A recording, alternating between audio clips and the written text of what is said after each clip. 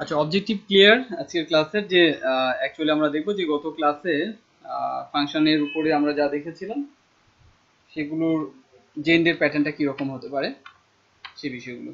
প্রথম প্রশ্নটা একটু দেখুন। আপনি কি এখানে দেখবেন? আমার মনে হয় এখানে দেখুন। হ্যাঁ, আমি প্রতিটার ব্যাখ্যা দেব এবং জেন্ডে অ্যাকচুয়ালি কি রকম প্রশ্ন হয় সেই বিষয়টাও দেখাবো। প্রথমে এতে বলা হয়েছে যে what is the output of the following script. Ratio নামে একটা ফাংশন, যে রেশিও ফাংশনে ডেফিনেটলি দেখা যায় এখন। ওকে, রেশিও ফাংশনের দুটো প্যারামিটার আছে তাই না, x1 এন্ড x2। কন্ডিশন দেওয়া হয়েছে যে যদি x2 এর ভ্যালু থাকে তাহলে সে কিছু একটা রিটার্ন করবে, কোন একটা ক্যালকুলেশন, দেন তার আউটপুট কি সেটা জানতে চাওয়া হয়েছে। তো আপনারা কি অ্যাজিউম করছেন যে এটার আউটপুট কি হওয়া উচিত? কি আসবে? না কিছু একটা তো আসবে, চারটা এখানে অ্যান্সার দেওয়া আছে। রাইট, রেশিও আসলে ফাংশনের নাম। হ্যাঁ, না বিল্ট ইন ফাংশন না, ইউজার ডিফাইন্ড ফাংশন। হ্যাঁ, এই রেশিও ফাংশনে কি পাঠাচ্ছি, ফাংশনটা যখন কল করছি তখন কি প্যারামিটার কয়টা, একটা, কি পাঠাচ্ছি সেখানে জিরো পাঠাচ্ছি তাই না। কিন্তু অরিজিনালি ফাংশনে আমার কি আছে, দুইটা প্যারামিটার আছে তাই না। অর্থাৎ যখন এখান থেকে জিরো পাঠানো হবে তখন নর্মালি ফাংশনের আর্গুমেন্টস এর ডেটা সেট হওয়ার ক্যাপাসিটির উপর ভিত্তি করে রুলস অনুসারে x1 এর ভ্যালুটাই কি হবে, সেট হবে। তার মানে কি x1 এর মান হয়ে যাবে তখন 0, ভিতরে আসবে, এসে কি দেখবে x2 সেট আছে, সেট নেই। যখন ইজ সেট চেক করবে, চেক করে দেখবে যে x2 তো কোনো ভ্যালুই নেই, দ্যাট মিন্স x2 কোনো মান ডিফাইন করা নেই।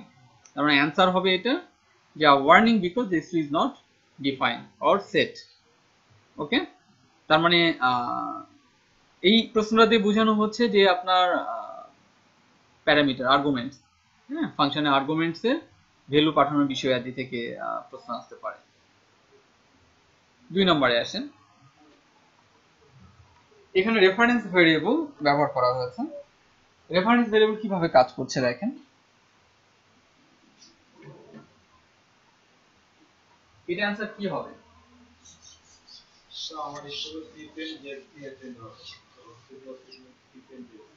আচ্ছা, আমি একটু ব্যাখ্যা করছি। আমরা এখানে গেলাম না, হ্যাঁ ফার্স্ট আমাদের ফাংশন যেখান থেকে কল হচ্ছে সেখান থেকে আমরা যাব। প্রথমে কি কল হচ্ছে, প্রিপেন্ড স্ট্রিং। প্রিপেন্ড স্ট্রিং এ কি দেওয়া আছে, স্ট্রিং জেডসি তাই না। জেডসি প্রিপেন্ডে চলে গেল, প্রিপেন্ডে কি কি হবে এখন, প্রিপেন্ড আর জেডসি। তাহলে এখন আমি যদি স্ট্রিং কে যদি ইকো করি তাহলে আমার কি হবে, না আমি স্ট্রিং কে যদি ইকো করি, আমি এখনো অ্যাপেন্ড ফাংশনের মধ্যে ঢুকি নাই। আমার প্রিপেন্ড রিটার্ন করলো কি, প্রিপেন্ড জেডসি। ওকে, অ্যাপেন্ডের মধ্যে আমি কি পেলাম, প্রিপেন্ড জেডসি। তাহলে অ্যাপেন্ড যখন এখানে পাঠাবে কি পাঠাবে, প্রিপেন্ড জেডসি। তাহলে এ কি রিটার্ন করবে, প্রিপেন্ড জেডসি অ্যাপেন্ড, তাই তো। খেয়াল করেন এটা আপনারা বলছেন, কিন্তু আসলে অ্যান্সার এটা নয়, এটা অ্যান্সার হবে না, ম্যাজিকটা হলো ওই জায়গায়। রাইট,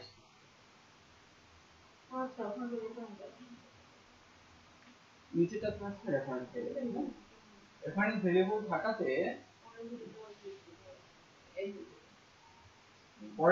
রেফারেন্স ভেরিয়েবল থাকাতে স্ট্রিং এর যে ভ্যালুটা সেই ভ্যালুটা প্রিপেন্ড জেডসি, প্রিপেন্ড জেডসি। আমি কয়েক ভাবে এটা দেখাচ্ছি।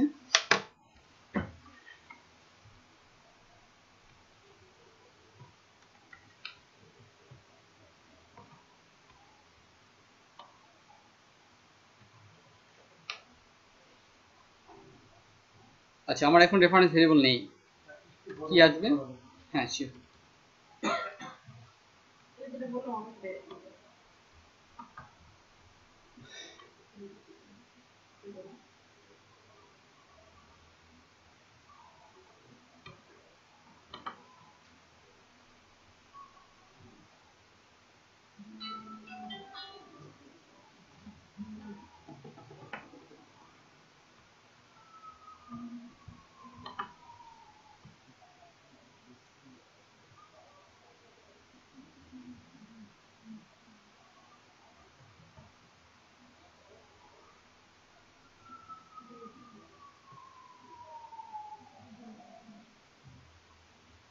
খেয়াল করেন কেন আসছে না, আমি কিন্তু এখানে রেফারেন্সটা উঠিয়ে দিয়েছি। এখন যদি আমি এখানে রেফারেন্সটা দিই,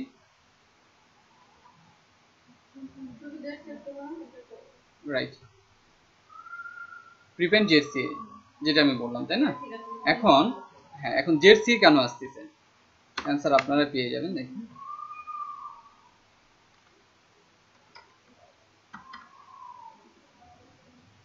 কত আসবে এগুলো, রিটার্ন আমরা এটা ইকো করি।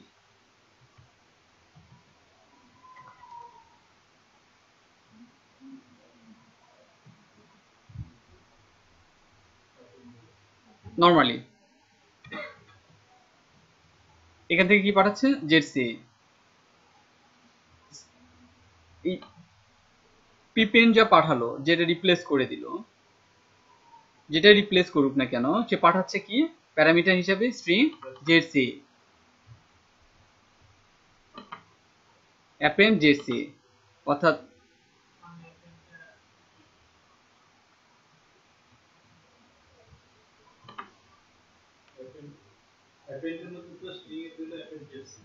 রাইট। তাহলে এটা কোনটা আসলো, কোন ভ্যালুটা আসলো, এটা? হ্যাঁ না, জেডসিটা, জেডসিটা কেন হচ্ছে, শুধু জেডসি, শুধু জেডসিটা হওয়ার কারণ হলো এখান থেকে তো আপনি কোনো ভ্যালু রিটার্ন করছেন না, ফাংশনে কোনো রিটার্ন আছে, অ্যাপেন্ডেও কোনো রিটার্ন নেই, প্রিপেন্ডেও কোনো রিটার্ন নেই। আমি আসলে কি কি ইয়ে করছি, প্রিন্ট করছি কি, শুধু আমি স্ট্রিংটাকে প্রিন্ট করছি, তাই না? যার কারণে ফার্স্ট টাইম আসতেছে কি জেডসি। পরের বার আমি কি করছি, পরের বার, পরের বার বলতে আমি যখন এখানে ইয়ে পাঠাচ্ছি, রেফারেন্স যখন আমি পাঠাচ্ছি, রেফারেন্স পাঠানোর ফলে যেটা হচ্ছে যে এই প্রিপেন্ড যখন কল হচ্ছে, কল হওয়াতে স্ট্রিং এর মানটা চেঞ্জ হয়ে গেল প্রিপেন্ড জেডসি। এখন এই স্ট্রিং ভেরিয়েবল যত জায়গায় থাকুক না কেন, সব জায়গায় এই ভ্যালুটাই থাকবে। ওকে, অর্থাৎ আমরা ওই রেফারেন্স ভেরিয়েবল হিসাবে যেটা আমরা দেখেছি অ্যাকচুয়ালি এইটাই। এখানে আপনারা আরো কয়েকভাবে, না আউটপুট হিসাবে নিচ্ছে না। আপনি আবার যদি এই যে এটাকে আমি যদি আবার ইকো করি, দেখেন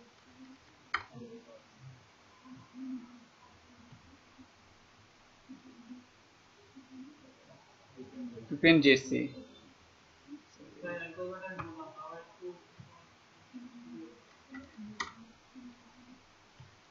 কোনটা কোনটা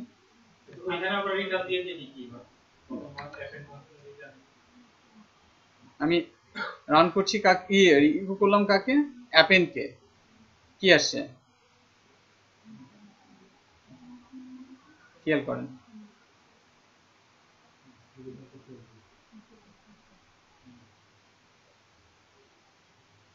বুঝলেন, গোলায় গেছে। আচ্ছা বাদ বাদ দেন, সব সব চিন্তা বাদ দেন, আমি আমি এখানে বুঝাই দিচ্ছি।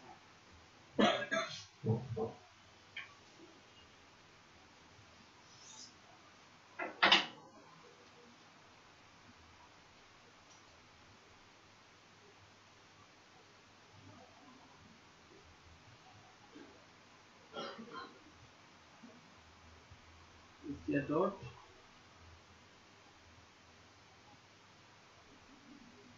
অ্যাপেন, আর একটা করা হচ্ছে হলো আপনার প্রিপেন্ড,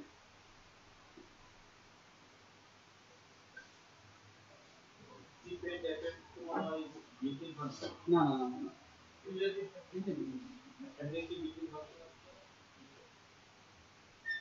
না অ্যাপেন নামে বিল্ডিং।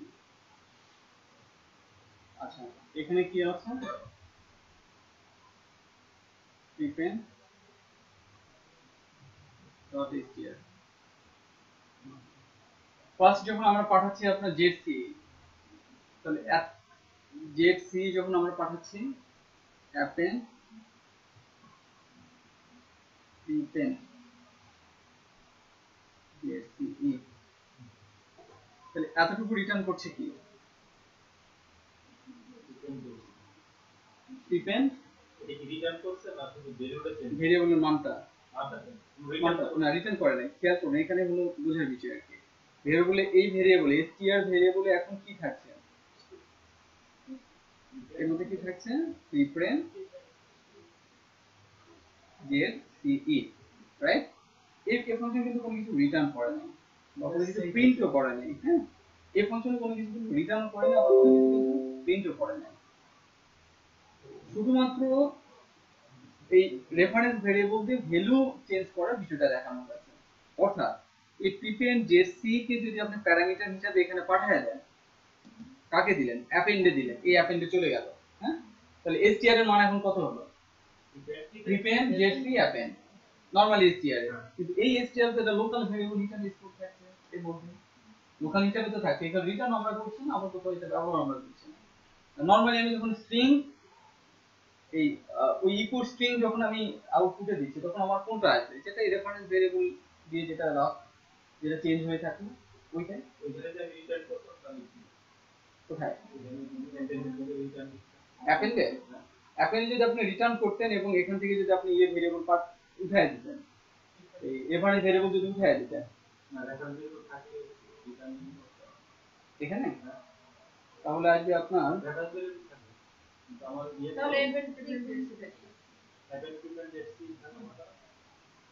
অ্যাপেন্ড না prepend JC append zc append reference তো থাকে থাকবো পরত পরত জানা পেজ শুধুমাত্র মনে হয় append আসার কথা। এই str যেটা এই str তখন এর ভিতর থেকে তো কল হচ্ছে না। হ্যাঁ, দেখেন আমি একটু দেখাই,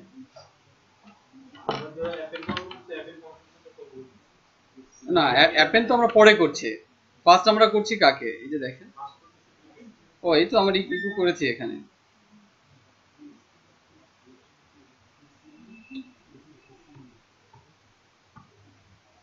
ইকো করেছি আপনার append কে,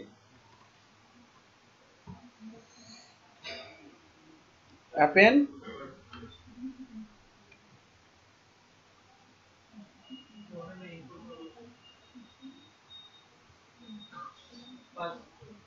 হ্যাঁ, প্রথমত এ রিটার্ন করছে হলো আপনার অ্যাটেন্ড, এই অ্যাপেন্ড এ রিটার্ন করছে অ্যাপেন্ড, এরপরে রিটার্ন হচ্ছে হলো আপনার prepend zc, দেন কিভাবে হচ্ছে খেয়াল করেন আমি দেখাচ্ছি। না রেজাল্টটা তো বুঝে দিচ্ছে আমি জানি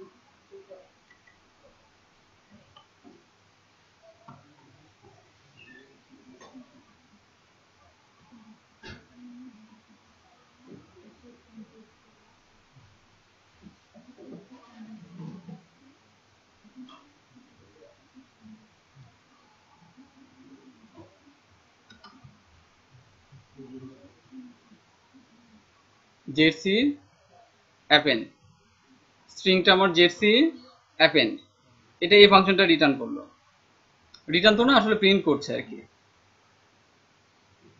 খেয়াল করেন।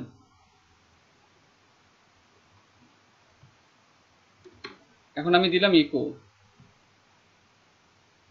zc append zc, কেন এটা হলো, এটা তো সব পরবর্তীতে স্ট্রিংটা স্ট্রিং দিলে ওটা রাইট, তাহলে এটা শুধুমাত্র append ফাংশনের উপরে কাজ করছে, এই এতটুকু আমরা যেটা দেখলাম শুধু append ফাংশনের উপরে কাজ করছে। এখন আমরা অনুরূপভাবে যদি এটাকে prepend ফাংশনে যদি নিয়ে যাই, prepend এ যদি নিয়ে যাই তাহলে প্রথমে কি হবে, zc পাবে, তাহলে এই str এর মান কি হবে, prepend zc, তাহলে এই পুরোটা রিটার্ন করবে কি,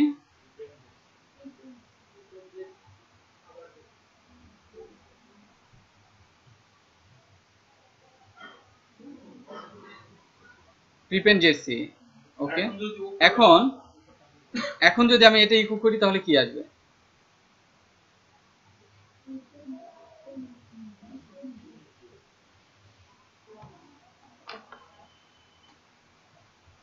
খেয়াল করছেন দুইটা জিনিস, একটা হলো যে ফাংশনের মধ্যে থেকে ভ্যালু রিটার্ন করা, আর ফাংশনকে যখন আপনি ফাংশনের মধ্যে যখন আপনি কোনো ভ্যালুকে আউটপুটে দিচ্ছেন, ইকো করছেন যখন, এই দুটোর মধ্যে পার্থক্যটা ধরতে পারছেন? তাহলে এখন কি আসলো? প্রিপেন্ড জেসি, প্রিপেন্ড জেসি কেন আসতেছে দুইবার? একবার হলো রেফারেন্স ভেরিয়েবল হিসাবে, এখন আছেন ভিতরে অ্যাপেন্ড প্রিপেন্ড।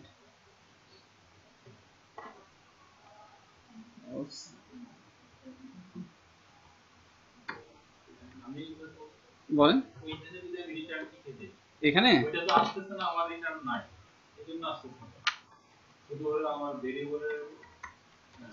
রিটার্ন str এটা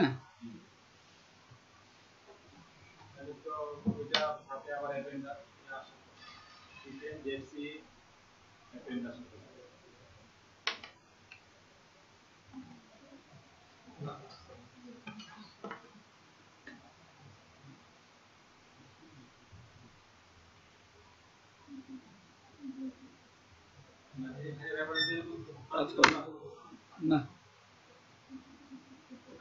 এখানে চলে গেল অ্যাপেন্ডে, চলে গেছে প্রিপেড জেসি, নিচে এক্সিকিউট করতে প্রিপেড জেসি ডট অ্যাপেন্ড, তারপরে ওই স্ট্রিংটা রিটার্ন করব, রাইট।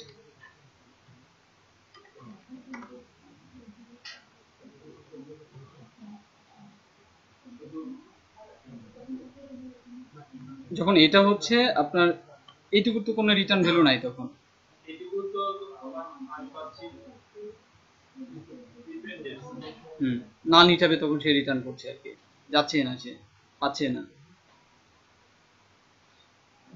দেখেন আমরা অরিজিনাল ইয়েতে ফিরে যাই,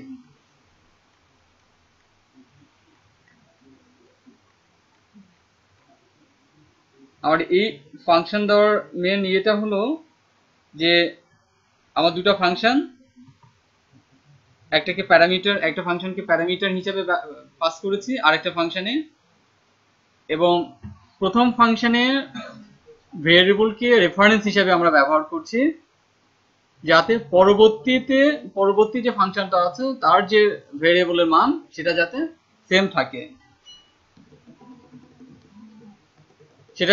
থাকে, সেটার জন্য আপনার এই রেফারেন্স ভেরিয়েবল আমরা ব্যবহার করেছি। আপনারা কি এতটুকু বুঝছেন না বুঝেন না এটা? আচ্ছা, রেফারেন্স ভেরিয়েবলের আর একটা এক্সাম্পল আছে, এটা দেখে বুঝতে পারবেন। এখানে আমার যে কোশ্চেনটা ছিল, বলেন।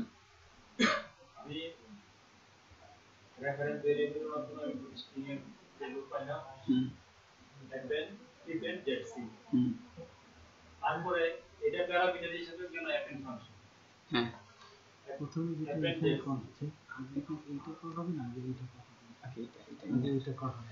অ্যাপেন্ড জেসি এর সাথে আমি কনকানেক্ট করতেছি আবার অ্যাপেন্ড,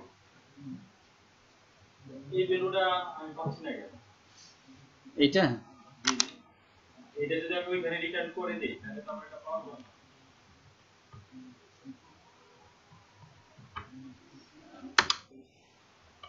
এখানে তো আমার প্রিপেড জেসি তারপরে অ্যাপেন্ড যোগ হতে লাগছে, রিটার্ন করলাম তাই না? হ্যাঁ, প্রিপেড জেসি অ্যাপেন্ড হওয়ার কথা।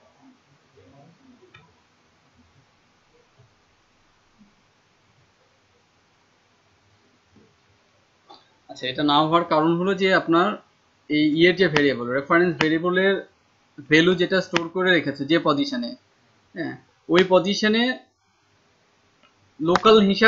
লোকাল ভেরিয়েবল হিসাবে সে স্টোর করছে আপনার প্রিপেন্ড জেসি কে। ফলে যত বাড়ি আপনার চেঞ্জ হোক না কেন, যত জায়গায় চেঞ্জ হোক না কেন, আপনার এসটিআর এর মান ওই ভ্যালুটাই থেকে যাচ্ছে, প্রিপেন্ড জেসিটাই থেকে যাচ্ছে। খেয়াল করেন আমার তো এই পজিশনে তো আমার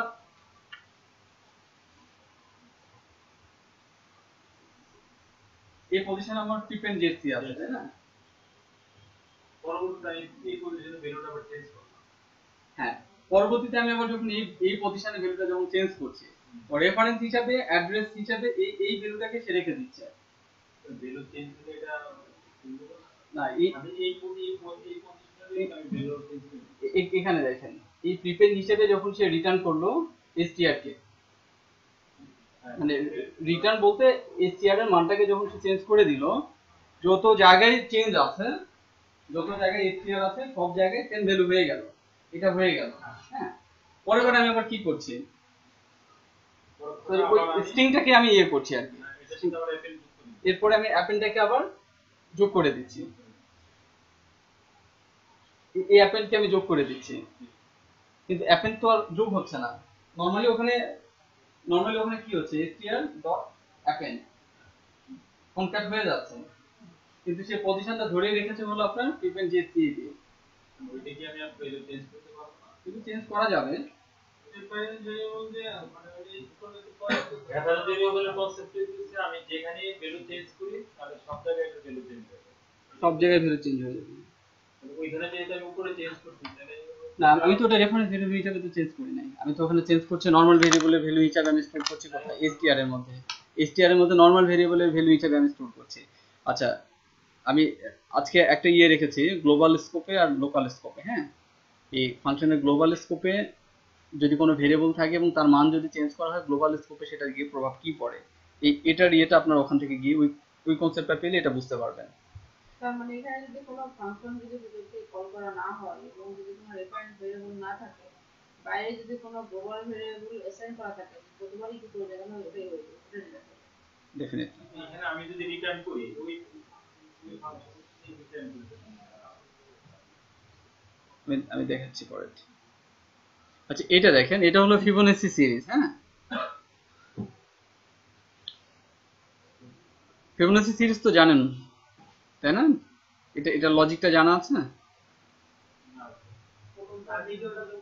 প্রথম মানে ধরুন আপনার, যেহেতু বলছি আমরা কি সিরিজ বলছি তাই না, একাধিক নাম্বার যদি থাকে তাহলে ফার্স্ট নাম্বারের সাথে পরের নাম্বারটা যোগ করে পরের নাম্বারটা হবে, তাই না? ওকে, হ্যাঁ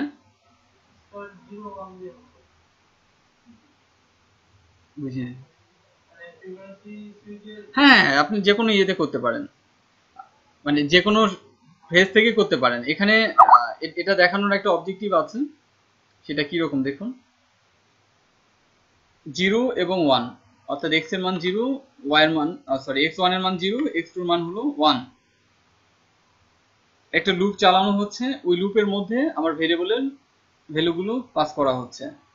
খেয়াল করেন, প্রথমে কি যাচ্ছে 0, এর নিচে হলো 1, তাহলে 0 এবং 1 নিয়ে রিটার্ন করবে কত 1, এ রিটার্ন করবে কত 1, পরে i এর মান কত হয়ে গেল 2, 1, পরে আবার ঢুকবে x1 এবং x2 এর মান কত পাবে।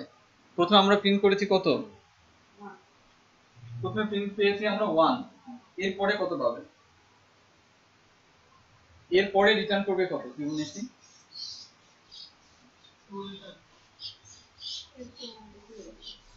x1 আর আমি একটু ভ্যালুতে চেঞ্জ করতেছি, x1 আর রাইট, ভ্যালুতে x1 এবং x2 এর ভ্যালু চেঞ্জ হচ্ছে না, লুপ যতবারই কল হচ্ছে, ইনক্রিমেন্ট যতবারই কল হচ্ছে ততবারই কিন্তু এই পরের মধ্যে ঢুকছে 0 এবং 1 নিয়ে। 0 এবং 1 নিয়ে কতবার ঢুকছে সে 10 বার, তাই না? 10 বারে কি হবে 1 প্রিন্ট হবে, রাইট?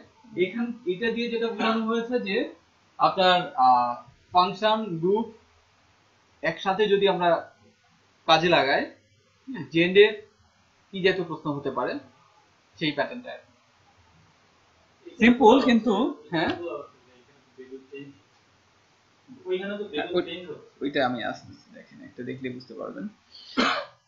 আচ্ছা, এটা আরেকটা ফাংশন যেখানে বলা হয়েছে যে আপনার স্ট্যাটিক একটা ভ্যালু ডিক্লেয়ার করা আছে, কার মধ্যে, কাউন্টার এই ফাংশনটার মধ্যে, রাইট? তো আমার ফাংশনটা কল হচ্ছে কোথা থেকে, এখান থেকে। ফার্স্ট কি পাচ্ছে, স্টার্ট আর স্টপ। স্টার্ট কত পাচ্ছে, স্টার্ট পাচ্ছে 5, স্টপ পাচ্ছে কত 2, তাহলে এখানে চলে গেল যে প্রথমে কত কত 5 আর 2, তাহলে এটা এক্সিকিউট হবে কি না? হবে হবে না। তাহলে কাউন্টারে এসে স্টার্ট 1 কমায় দিবে, তাহলে স্টার্টের মান কত হলো 4, স্টপের মান 1 বেড়ে গেল 3। ওকে, আয়ের মানটা এখন আমার 2। ওকে স্ট্যাটিক করাতে তো অনেক রাইট, আমি আসতেছি। এবার আবার ঢুকবে এখানে। কত পেয়েছি আমরা? 4 পেয়েছি আর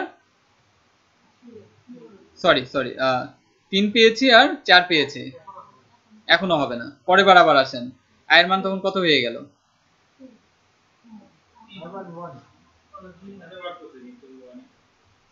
1 থাকবে, তাই তো? এবার স্টার্টের মান কত হলো আমার? স্টার্টের মান হয়ে গেল 3, কেন 4 ছিল 3, আর স্টপ কত হয়ে গেল 4। এখন এর মধ্যে ঢুকবে, যদি ঢোকে তাহলে আউটপুট কত আসবে?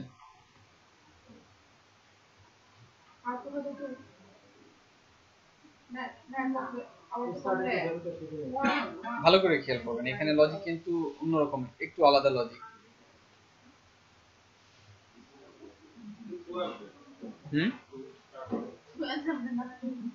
না আচ্ছা, তুই তো হবেই না,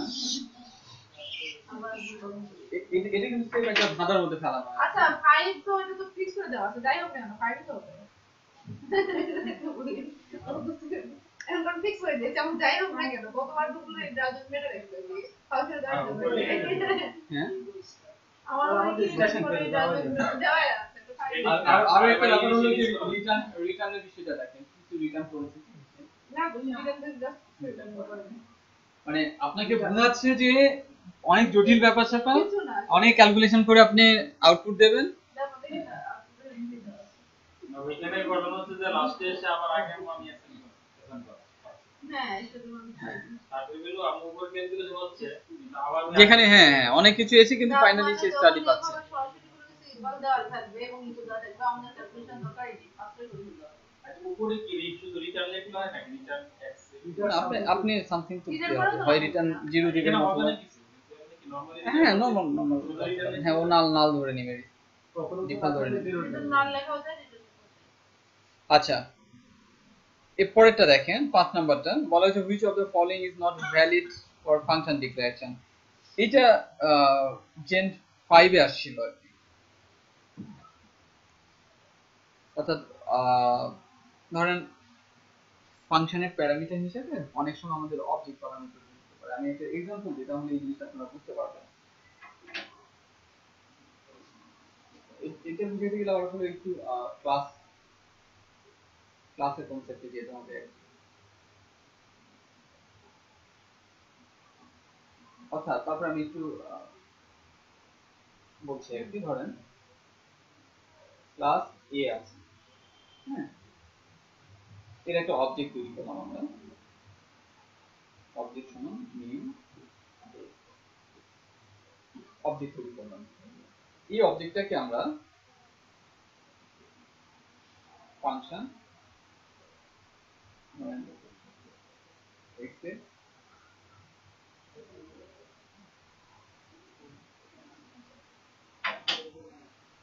কোন ক্লাস তার অবজেক্ট সেটা পাঠিয়ে দিতে হবে, যে কোনো নাম হতে পারে, ফাংশনের প্যারামিটার হিসেবে পাঠিয়ে দিচ্ছি কাকে, অবজেক্টকে অথবা কোনো একটা ক্লাসে রেফারেন্স করে, রাইট? সেই ক্ষেত্রে আমার এই অবজেক্টের ভ্যালুটা আমি কি ডিফাইন করে দিতে পারি, আবার কি করতে পারি নরমালিও পাঠাতে পারি। ধরেন এটা আমার একটা ক্লাস, এই ক্লাসের অবজেক্ট হয়তো কিছু একটা রিটার্ন করেছে এই ক্লাস, সেটা রেসপেক্টে এই অবজেক্টকে আমি পাঠালাম কোথায়, এই ফাংশনের মধ্যে। এই অবজেক্টের মধ্যে তো আবার কিছু ডেটা আছে তাই না, সেগুলিকে আমি অবজেক্টটাকে আমি এক্সট্রাক্ট করে আমি আবার সেই ডেটাগুলো আমি দিতে পারি বা ব্যবহার করতে পারি কোথায়, এই ফাংশনের মধ্যে। নরমালি তাহলে অবজেক্টটাকে আমার ফাংশনের প্যারামিটার হিসেবে যদি পাঠানোর প্রয়োজন হয় তাহলে নরমালি আমরা কি করি, ক্লাসের নামটা দিয়ে আর অবজেক্টটা দিই। ক্লিয়ার? তাহলে এখন বলেন কোনটা এখানে ইনভ্যালিড। তবে এখানে মনে হয় একটু ভুল হয়েছে, এটা হবে না, এটা মনে হয় একটু ভুল হয়েছে। ডি নাম্বারটা, প্রথমটা দেখুন, function x equal to array. হ্যাঁ, এটা ঠিক আছে, আপনি প্যারামিটার হিসেবে অ্যারে দিয়ে আপনি ডিফাইন করতে পারেন, নাল এটা অ্যারে পাঠাতেই পারেন। এরপরে অবজেক্ট হিসেবে পাঠাতে পারেন, অবজেক্টের মান নাল হিসেবে দিতে পারেন।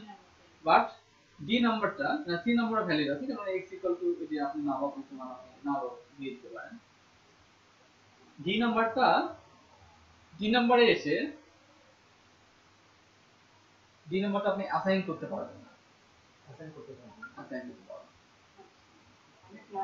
এটা রুলস ভায়োলেট করে। অ্যাসাইন করা যায় না x আমরা x ইকুয়াল টু আমরা 10 দিয়ে দিচ্ছি, এটা ভ্যালু আমি দিয়ে দিচ্ছি। হ্যাঁ একটা ভেরিয়েবলের মধ্যে আরেকটা ভেরিয়েবল অ্যাসাইন করে দিতে হবে। দেখেন আমি এটা যদি দেখাই, ফাংশনটা যদি এরকম ভাবে লিখি, ধরেন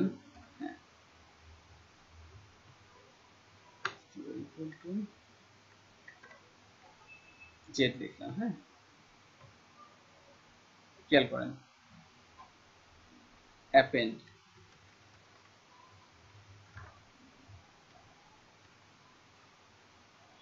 আমি এখানে কত পাঠাবো? 10।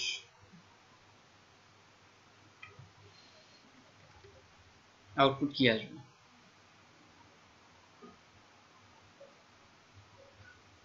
সিনারিওটা বুঝতে পেরেছেন ভাইয়া?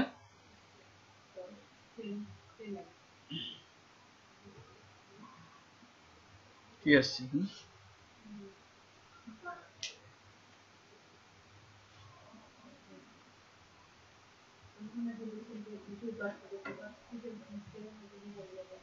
আচ্ছা, এবার বলেন কি হবে?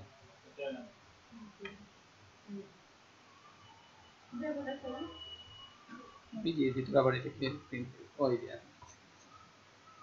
না, এই যে আছে 10 আছে,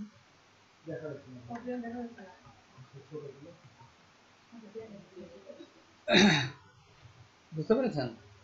আচ্ছা, কি বুঝাইলাম এখানে বলেন তো, আপনি বলেন তো। এখানে হচ্ছে এই ক্ষেত্রেও আপনার একটা ভ্যালু সেট করা আছে, ভ্যালুটা রিপ্লেস হয়ে গেছে আমার প্যারামিটার ভ্যালু। বাট এখানে যদি আমি আরেকটা ভেরিয়েবল যদি আমি দিই, তাহলে এই ভেরিয়েবলের মানটা আসলে কই থেকে ডিফাইন হবে? এই ভেরিয়েবলের মান নাই, তাই না? তার মানে এইটা দিয়ে দেখানো হয়েছে ফাংশনের ডিক্লারেশনের ভ্যালিড সিনট্যাক্স। আমরা যেমন বললাম যে বলেছিলাম যে আন্ডারস্কোর ব্যবহার করা যাবে, হ্যাঁ, ক্যামেল কেজ ইউজ করা যাবে, তাই না? এই ব্যাপারগুলো আমরা প্রথম দিন বলেছিলাম। এইটা আজকে দেখানোর অর্থ হলো যে প্যারামিটার হিসেবে অর্থাৎ আর্গুমেন্টস এর ক্ষেত্রে আপনার এই জায়গায় ওটা ভ্যালু থাকে সেটা রিপ্লেস হয়ে যাবে। ডেফিনেটলি, কারণ আপনি তো এখানে আর্গুমেন্ট হিসেবে কি পাঠাচ্ছেন? ভ্যালু তো একটাই পাঠাচ্ছেন, 10 পাঠাচ্ছেন। 10টা কাতে সেট হচ্ছে? এসটিআর এ। তাহলে এটা কি হবে? জেড এর ভ্যালু কি হবে? নাথিং। তাহলে ওইটা হলো ইনভ্যালিড। আপনি করেন, জেড এর ভ্যালু 10 10 এর ভ্যালু 10 চলে আসছে। ধরেন আমি যদি এখানে আমরা কি এইভাবে চিন্তা করতে পারি না যে জেড এর ভ্যালু 10 হবে, এই 10 আবার এসটিআর আসবে না? আপনার আগের এক্সাম্পলটা তো দেখলেন, আগের একটা এক্সাম্পল দেখলেন না যে সে কিভাবে নিচ্ছে। ধরেন সে তো ভ্যালু অ্যাসাইন করছে কার উপরে? এসটিআর এর উপরে। ফার্স্ট আর্গুমেন্ট হিসাবে সে নিচ্ছে। ওই যে আমরা আরেকটা দেখলাম না এখানে, এই যে আমরা তো কোনটা দেখলাম, এই যে এখানে আমরা দেখলাম না, এখান থেকে আমি পাঠাচ্ছি কি 0, তাহলে 0x মান নিল না কেন? ওইটা তো আলাদা হোক আলাদা। হ্যাঁ,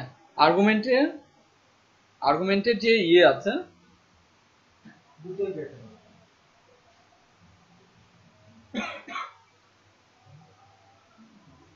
বুঝছেন এটা?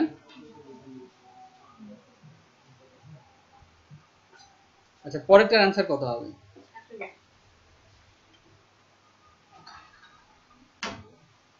দেখেন তো,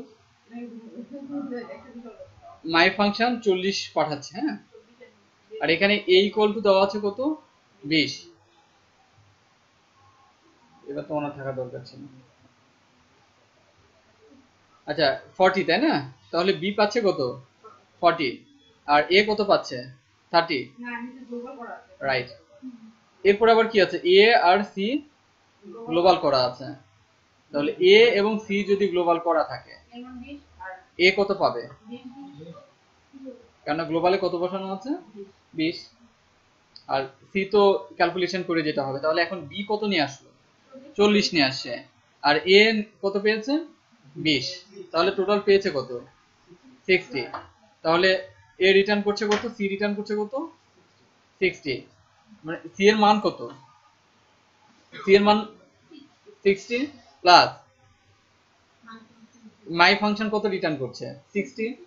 তাহলে হলো 120, রাইট? এখন 60টা এখানে কেন হলো? সি সি তো এই ফাংশনের মধ্যে আছে, তাই না? রিটার্ন করতে যাও না না, রিটার্ন করেছি, কিন্তু সিটাকে এইখানে গ্লোবাল স্কোপ হিসাবে ডিফাইন করার কারণে বা ডিক্লেয়ার করার কারণে এখানে সির মান পেয়েছে হলো আপনার 60। ভাইয়া এই এটা একটু বোঝেন, হ্যাঁ? তাহলে তো এখানে সি আনডিফাইন দেখাচ্ছে, আনডিফাইন দেখাচ্ছে, তাই না? আচ্ছা, এখানে দেখানো হয়েছে যে আপনার গ্লোবাল স্কোপে অর্থাৎ ফাংশনের বাইরে যদি কোনো ভেরিয়েবল ডিক্লেয়ার করা থাকে এবং ফাংশনের ভিতরে যদি সেম ভেরিয়েবল ডিক্লেয়ার করা থাকে, আপনি যদি চান ওই বাইরের ফাংশনটাকে ফাংশনের ভিতরে, সরি, বাইরের ফাংশনের বাইরে যে ভেরিয়েবল সেটাকে যদি আপনি কাজে লাগাতে চান ফাংশনের ভিতরে, তাহলে আপনাকে ডেফিনেটলি স্কোপ বলে দিতে হবে যে এ গ্লোবাল স্কোপে যেটা আছে সেই ভেরিয়েবলটা কাজে লাগবে। এটা আপনি একটু দেখুন। এটা কি মানে স্কোপটা আমি ফাংশনের ভিতরে করব?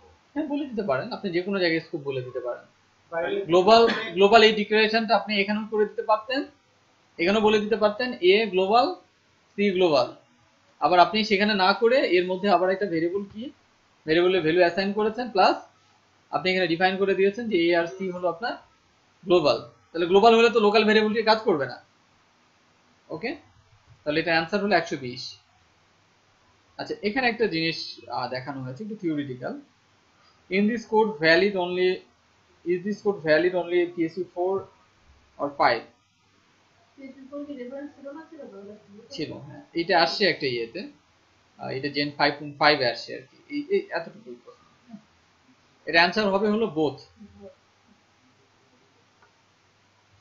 আচ্ছা, রেফারেন্স 5 থেকে আসছে, রেফারেন্স ছিল না। রেফারেন্স তো পড়েও ছিল।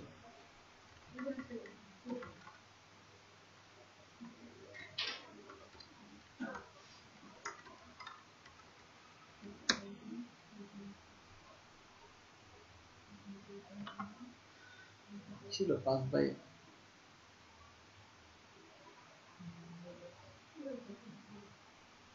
এটা না দেখেন ফান্ড ক্যালকুলেট করে আছে প্রাইস দিয়ে দেওয়া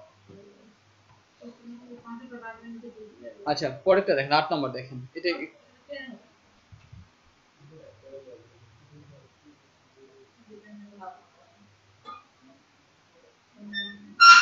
অ্যাপল পাঠাচ্ছে কত? 10। কার কাছে? অ্যাপলের কাছে, তাই না? তাহলে রিটার্ন করবে কত? 5 রিটার্ন করবে 5। আউটপুট কত হবে? 5 হবে না 10 হবে?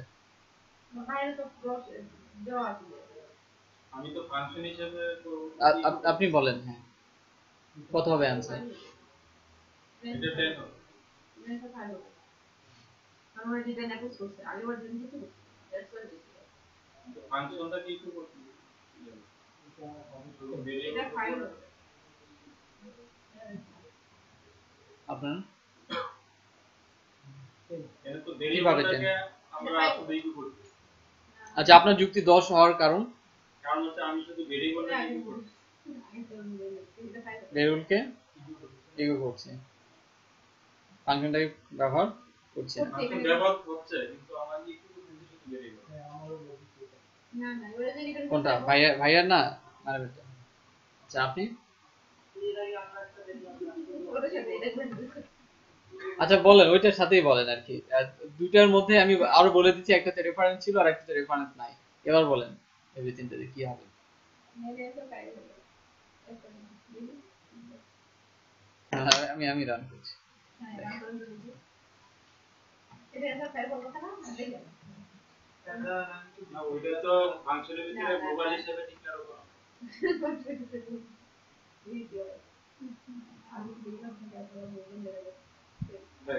ইয়েস, তার কারণটা কি? আচ্ছা রিটার্ন করলাম তাহলে কেন হলো? হ্যাঁ না আমি রিটার্ন করেছি আমি আমি যদি ইকো করতাম ফাংশনটা ও তাহলে আচ্ছা আমি টাইটেল পাই কথাটা কি এটা এক্স্যাক্টলি এবার কথা হবে এক্স্যাক্টলি ফাইবার থেকে দিতে হবে ক্লিয়ার মানে এটা কিন্তু আগেও একবার দেখলাম আর কি হ্যাঁ এটা আগে একবার দেখলাম তারপরে রিটার্ন নাও করেছিলাম দেখলাম তো রিটার্ন আমরা অ্যাপ্রুভ করছি এইজন্য ফাইল হ্যাঁ বুঝতে পারছেন মনে হচ্ছে এবার কিছু ওই আগেরটার কিছু জিনিস বুঝা গেছে আচ্ছা বুঝবে না হ্যাঁ শিওর ভাই প্রথমে ফাংশনটা কল করতেছি 10 ভ্যালু 10 দিয়ে ওই 10 আর উপরে যখন যাচ্ছে তখন ওই কোডটা রিপ্লেস হয়ে যাচ্ছে 10 হ্যাঁ। আচ্ছা তারপরে আমরা কষ্ট করার কোনো মানেই হয় না যদি কোনো ধরো ডিলিট দেয়া থাকে আমরা ওই উপর থেকে সব দিতে কোডের মধ্যে আচ্ছা মজার ব্যাপার হলো এটার অ্যানসার কি হবে বল একই জিনিস হ্যাঁ হ্যাঁ এখানে রেফারেন্স আছে ধরেন রেফারেন্সও আছে নো প্রবলেম এখানে 5 পাস করছে তাই না অর্গ এর মধ্যে অর্গ এখানে কত হলো 5 আবারও তাহলে এই একটু ভুল হয়েছে এটা হলো আপনার রিটার্ন হবে হলো আপনার অর্গ ধরে নেন আপনার রিটার্ন হবে অর্গ অ্যানসার কত হবে আমি এখানে এটা লিখছি না এটা তো আবার 51 এর 5 এর সাথে কনফিগ করতে হবে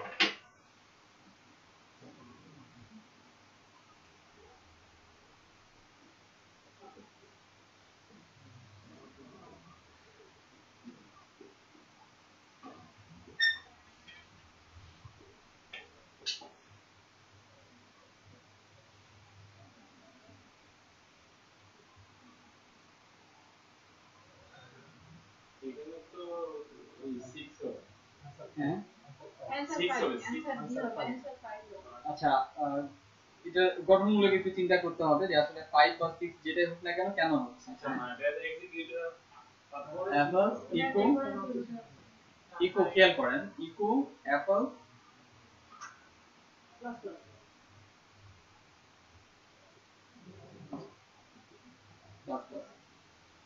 আমি বলছি আর কি প্রথমে কি 5 মিনিট উঠলো 5 মিনিট চলে গেল এখানে অর কত পেল এখানে একটা ডট আছে তাহলে কি হবে এখানে এটার অর্থ হলো যে এটা আর কি or equal to or dot 51 return করবে কত 51 তাহলে এই যাই রিটার্ন করুক না কেন আমি ইকো করতে চাই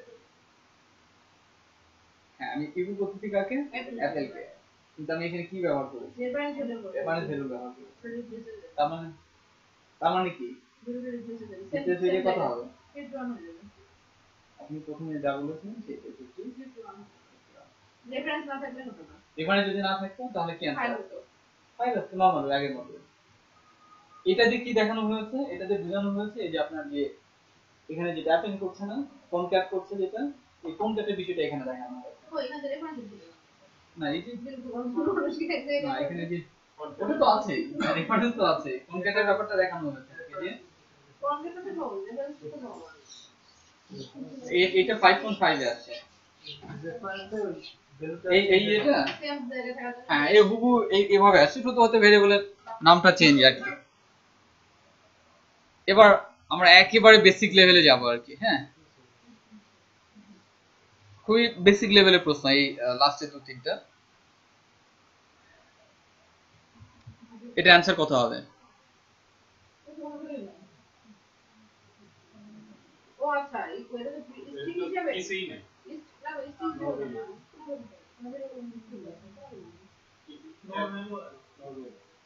না এটা তো না এই কোয়েটা বের করব 1 আসবে 2 আসবে এটা 2 আসবে 1 হবে না ফাংশন কল হয়েছে 1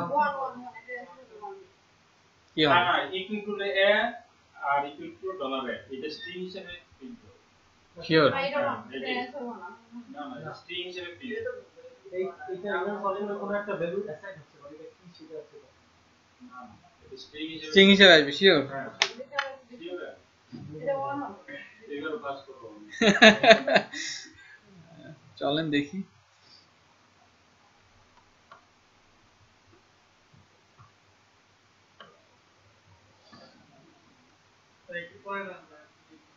দেখেন তো এখনো সুযোগ আছে বলার অ্যান্সার কি হবে 1 2 3 4 অর নো হেলো আপনি নিশ্চিত থাকেন যেটা বলছেন সেটাতে নিশ্চিত থাকেন আপনি যেটাতে বলেছেন সেটাতে নিশ্চিত থাকেন যে সেটাই হবে হ্যাঁ এরপরে এসে মানে কনফিউশনটা যখন তৈরি হবে তখন দেখবেন যে মানে নো ভ্যালু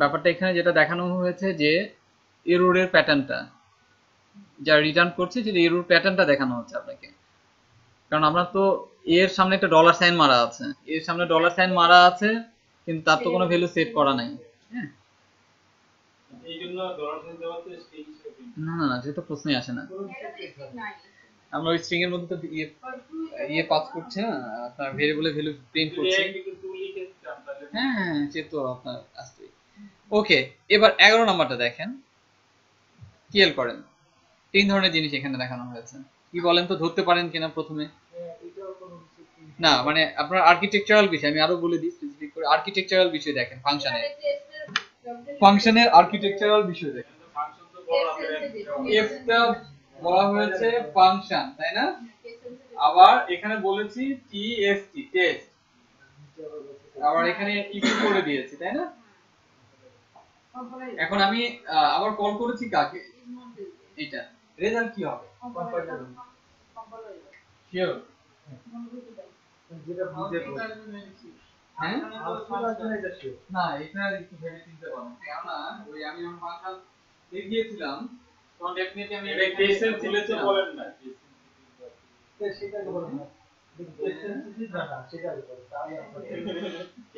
আসলে এই জিনিসটাকে বোঝানোর জন্য আর কি এই কম্পাইলার এটা হলো কম্পাইলার আছে ধর আমাদের গ্রাফিক টেস্ট এটার অবজেক্টিভটা হলো ফাংশন আর ভেরিয়েবলের মধ্যে কম্পারিজনটা দেখানো variable case sensitive variable but function in case sensitive right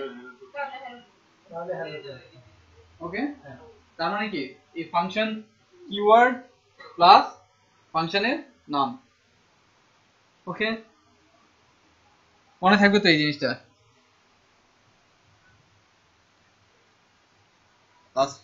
আরো আছে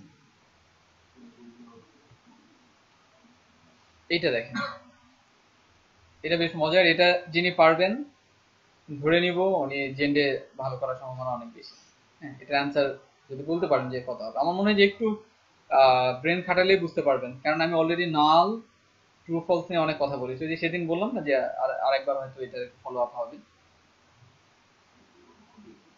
আমি একটু বলে নিই কাউন্ট দিয়ে আমরা যেটা করছি সেটা হলো যে অ্যারের কয়টা ভ্যালু আছে রাইট তাহলে এবার আপনি বলুন যে এটা আমাদের ইন্ডেক্স আছে হ্যাঁ হ্যাঁ হ্যাঁ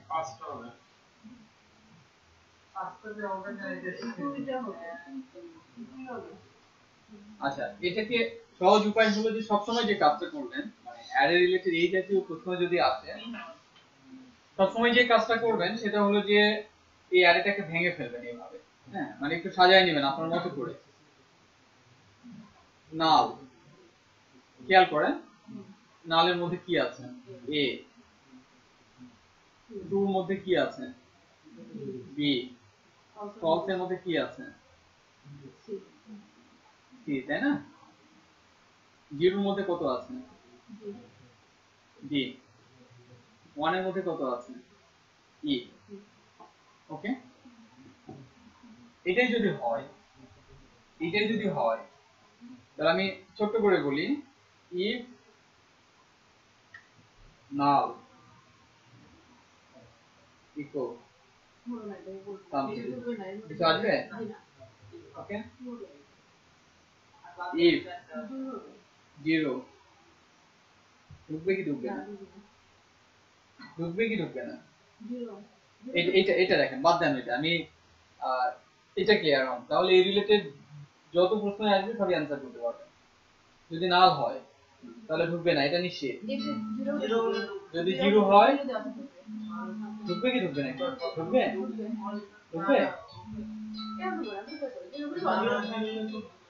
if 1 যদি হয়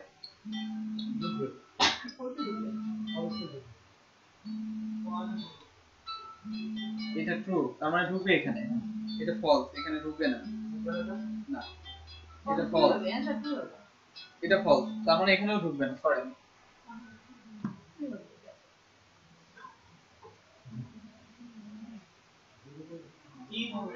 না আমি মানে এখনো সেখানে ধরেন নাল যদি হয় তাহলে ঢুকবে না, যদি জিরো হয় ঢুকবে না, তার মানে কি নাল আর জিরো এই ক্ষেত্রে কি সেম আমরা লিখতে পারি না, null equal to zero equal to false, equal to false.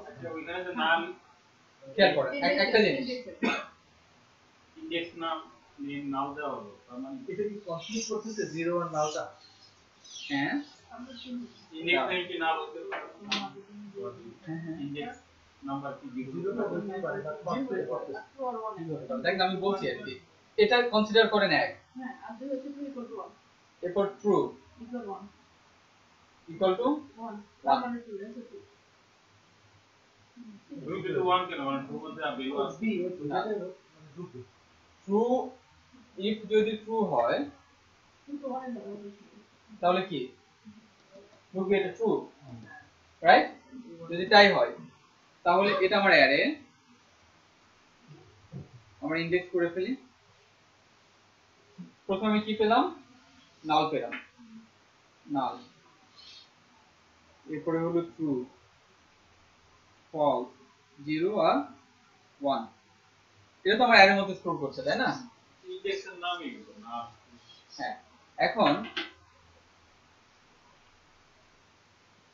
ওইখানে স্ট্রিং হিসাবে দেওয়া হয় নাই, খেয়াল করেন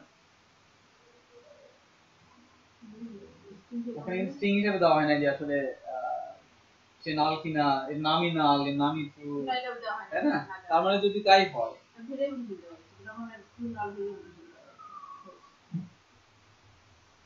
এইটা স্ট্রিং তো একটা ডাইরেক্ট হবে, এটা তো মানে ইন্ডেক্সকে ইন্ডিকেট করে নাল একটা ইন্ডেক্স মানে নাল রাইট। এবার আসেন ফলস জিরো, এই দুটো রিপ্লেস করছেন জিরো কে, কারণ লাস্ট ওয়ানে আছে কি আপনার জিরো, ট্রু আর 1, লাস্ট ওয়ানটা হবে 1, নালটা কেন রিপ্লেস করব না, নালের কিছু নেই পুরা না আর তো খেয়াল করেন আমার তো ইনডেক্স এইটা তাই না, ইনডেক্স এইটা আসলে ট্রু ট্রু আর 1 সেম জিনিস, ফলস আর জিরো সেম, নালও তো না বাট নাল ইকুয়াল টু আপনার ফলস, আপনার আইডেন্টিক্যাল না। ও আচ্ছা আইডেন্টিক্যাল হিসেবে যদি তাই হয় তাহলে এখানে কি হচ্ছে, নাল তো প্রথমেই পেয়ে যাচ্ছে, ইনডেক্সটা নিয়ে নিল, পরে কি পেলো ট্রু পেলো, কিন্তু আবার নিচে এসে দেখে যে একটা 1 আছে, লাস্ট ইনডেক্স কত 1, ট্রুর জন্য 1 আর ফলসের জন্য আমার কি আছে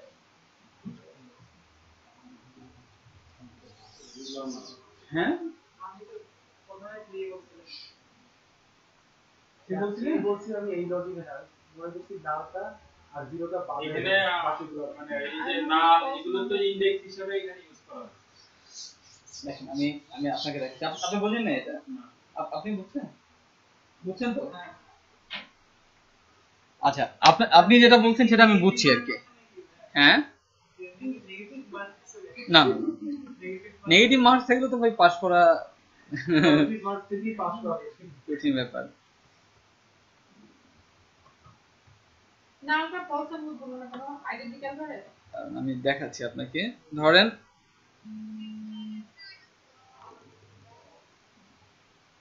রাসেল ক্লাস বের হতে হচ্ছে রিপ্লেস হয়ে গেছে রাসেল হ্যালো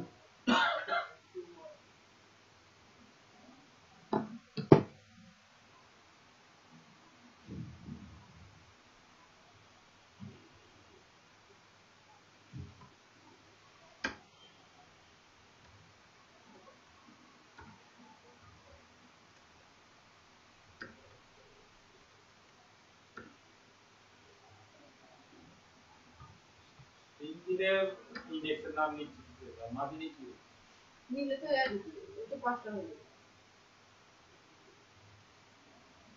5 দিয়ে অ্যান্সার হতে পারে।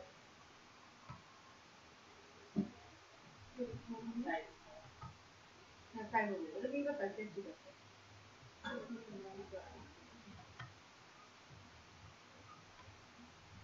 বুঝছেন এতটুকু? এটা কি বলছি যে আমরা স্ট্রিং হিসেবে দিলে ইন্ডেক্সের নাম হিসেবে দিচ্ছি আর যদি স্ট্রিং না দিই তাহলে কি ওইটা সরি এটা হবে হলো ফলস এফএল এস ফলস। হ্যাঁ আমি আমি এখন রান করছি দেখেন কত হবে।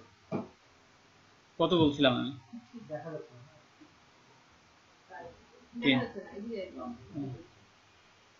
ও আচ্ছা খেয়াল করেন সমস্যা নেই দেখেন এটা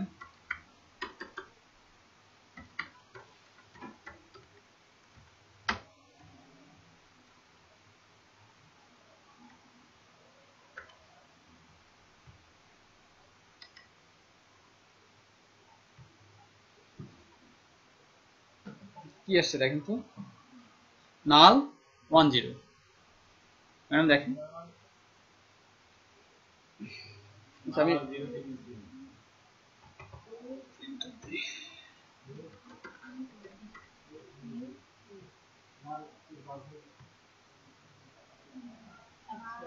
আসছে তার মানে কি নাল ক্যান বি অ্যান ইন্ডেক্স এটা আসছিল 5.5 মানে আমারই আসছিল আর কি এর আরো ইয়ে ছিল শেষের দিকে আরো 2-3টা প্যারামিটার ছিল না ওগুলো বুঝে যাচ্ছে কিন্তু নামটা নিয়ে এখন তো মোটামুটি ক্লিয়ার আমাদের কাছে তাই আচ্ছা লাস্টের আরেকটা প্রশ্ন আছে এই প্রশ্নের অ্যানসার একটু মুশকিল কি হতে পারে বলেন এটা মানে কি আসলে কি মানে এটা টু হবে আমি যাইও ট্রু হবে শিওর কেন হবে বলেন তো প্রথমে এর ভ্যালু 1 দিচ্ছি পরবর্তীতে 2 করে দিচ্ছি কারণ ওইখানে আমি কোনো কন্ডিশন দিচ্ছি না যে এই ব্লকে কারণ আমার তো কন্ডিশন নাই না অ্যানসার তো এটা বুঝে যাচ্ছে কারণ 3 4 5 হওয়ার পসিবিলিটি নেই এখানে যোগ দুই হবে কারণ ভ্যালু 1 কে আমি রিপ্লেস করে দিচ্ছি 2 দিয়ে আপনি আপনার লজিক একটা ধরলাম ওকে হ্যাঁ ব্র্যাকেটের সেকেন্ড ব্র্যাকেটের মধ্যে ঢুকবে কি ঢুকবে না এটা দেখো ঢোকার এখানে কিন্তু কিছুই নেই এমনি দিতে হবে এমনি দিতে হবে যে ভ্যালুটা রিপ্লেস হয়ে যাচ্ছে আর কি আপনি যেটা বললেন আর কি শুধু কনফিউজ করার জন্য এটা বাট এটার আরেকটা মিনিং আছে এটার মিনিংটা আছে কোথায় ভেরিয়েবল প্রথম চ্যাপ্টারে আমরা যেটা পড়েছিলাম কোন চ্যাপ্টারে পড়েছিলাম আমরা প্রথম চ্যাপ্টারে সম্ভবত না ভেরিয়েবল পড়েছিলাম ভেরিয়েবলে এরকম ব্র্যাকেট দিয়ে দুটো ভ্যালু প্রিন্ট করা দেখাচ্ছিলাম মনে আছে সিনটেক্স অপারেটর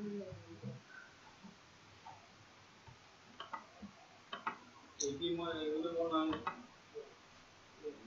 কম্পিউটার অনলাইনে আসতে প্রশ্ন এগুলো কি আপনার হার্ড কপি আপনার পাই না খাতা কলমে আমরা সলিউশন করি এগুলো তো আপনার হেল্প নেই না ডেফিনেটলি আমি আসতেছি আচ্ছা আজকে এই পর্যন্তই আর কি হ্যাঁ এই প্রশ্নগুলি দেখানোর ইয়ে ছিল অবজেক্টিভ ছিল যে এই প্রশ্নগুলো কিরকম ফাংশন থেকে হতে পারে এবং এই